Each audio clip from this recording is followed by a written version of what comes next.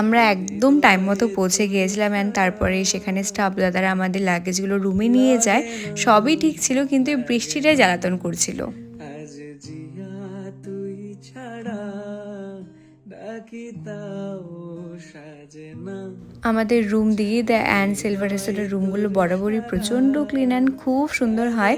শুধু রুমগুলোই নয়, সিলভার রেসোর্টের পুরো এরিয়াটাই ভীষণ সুন্দর। আমি লাস্ট ইয়ার যখন জানুয়ারিতে এসেছিলাম তখন তো উইন্টার ছিল, বাট তখনও এখানের ভিউটা অনেক সুন্দর ছিল। পেছনে পাহাড়টা ভীষণ সুন্দরভাবে ভিজিবল থাকে।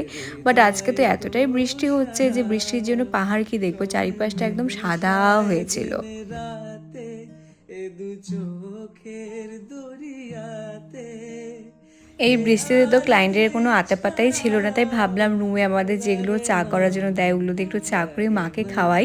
কারণ এই চাগুলো ভীষণ বাজে হয় খেতে, মানে আমার তো পার্সোনালি একদমই ভালো লাগে না। যত টেস্ট করে, যত দুধ অ্যান্ড চিনি দিয়ে